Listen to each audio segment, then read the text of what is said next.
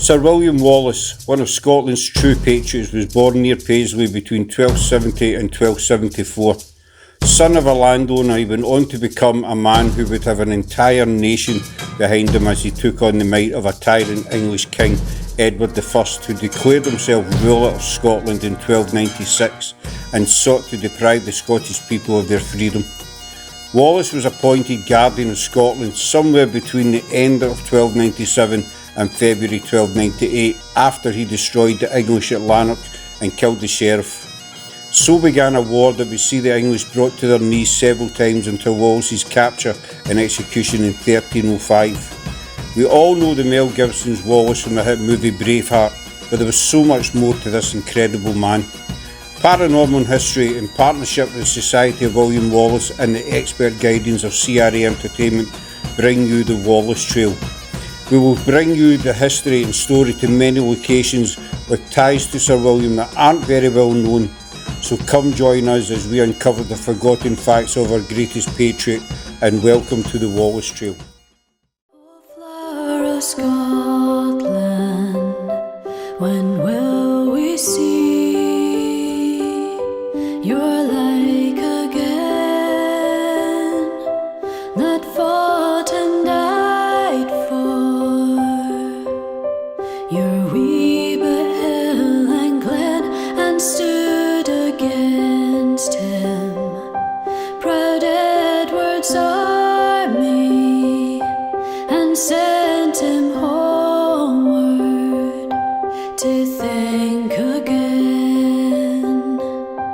The hills are bare now, and autumn leaves lie thick and still. Our land that is lost now, which those so dearly held that stood against him, proud Edward's army, and sent him homeward to think again. Those days are past now, and in the past they must remain, but we can still rise now and be the nation again that stood against him, proud Edward's army, and sent him homeward to think again. Behind me here is Glasgow Cathedral, and probably about half a mile away from Glasgow Cathedral on the opposite side stood Old Glasgow Castle. It was knocked down in the 1700s and turned into a hospital.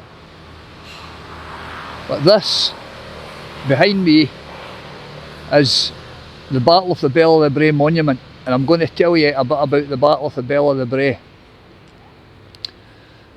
According to legend, Wallace met up with the Scottish army at Ayr. They were there negotiating a peace treaty with the English army under Sir Henry de Percy. Wallace got word that Bishop Anthony de Beck was lodged in Glasgow Castle. De Beck was Edward's cousin, and he was a very cruel man indeed. Wallace got the idea and the notion to try and capture De Beck and hold him as a hostage. Wallace, with 300 men, made his way to Glasgow, and they entered Glasgow at the bottom of the High Street. Wallace came into Glasgow at the High Street, round about the Rotten Row area, and he split his forces into two. 150 men he took up the High Street where the English garrison was positioned. His cousin, the Laird of Auchinleck, went round about and circled in behind the English up at an area known as the Dry Gate. Wallace's men attacked the English garrison first from the front, and after some heavy fighting, Auchinleck's men came round in a pincer movement and trapped the English between Wallace and themselves. The English garrison fought bravely, but when this second army came round behind them, they panicked and started to run. Wallace was left in command of the field. When they got to Glasgow Castle, it was found that Bishop Beck had only just escaped and made his way out of a back door and fled, so Wallace never did get to capture him. But Wallace realised that although he had won this battle, he couldn't hold Glasgow against a siege, and so he had to reluctantly abandon Glasgow and carry on with his campaign leading up to Stirling Bridge that September. The monument that you see here is a monument to the Battle of the Bell of the Brae. It was erected by the Society in June 2016 to tell people about what happened in this area. We're standing here in the graveyard of Rutherglen Old Parish Church, formerly known as the Church of St Mary's. It's right on Rutherglen's main road, and it's got not one but two connections with William Wallace. The tower behind me dates back to the 1100s, and it would have been there in Wallace's day. We're told that in February 1297 Sir William Wallace met up here with Sir Aymer de Valence to broker a peace treaty between the English and the Scots forces. It was something that Wallace was reluctant to do, but he was convinced by his men that it would be a wise thing to do, as they could use the peace treaty to accumulate more men for their cause. Wallace and de Valence met up here and they shook hands on a peace treaty. The treaty itself lasted for 2 months before the English broke it. The next thing we're told here is that, again involving Sir Aymer de Valence, who was King Edward's cousin, we're told that he met up here in early 1305 with Sir John Menteith, the man who was ultimately to betray Wallace. Menteith and de Valence got together here, and de Valence offered Menteith a parcel of lands, a sum of gold, and Edward's undying gratitude if he would betray and capture Sir William Wallace. Menteith agreed to do this, and subsequently in 1305 Wallace was betrayed and captured at Rob Royston. In his defence, Menteith said, "A man cannot serve two masters," and what he meant by that was that back in 1304 King Edward had led another English army back up to Scotland, and it was a successful invasion, and almost every noble in the land ended up capitulating to Edward. So from Menteith's point of view, he was Edward's man. He had sworn loyalty to Edward, and as such he could not serve two masters, and that was his excuse for betraying and capturing Wallace. His name, of course, is reviled throughout Scots history, even down to today. The false Menteith is a hated figure in Scotland.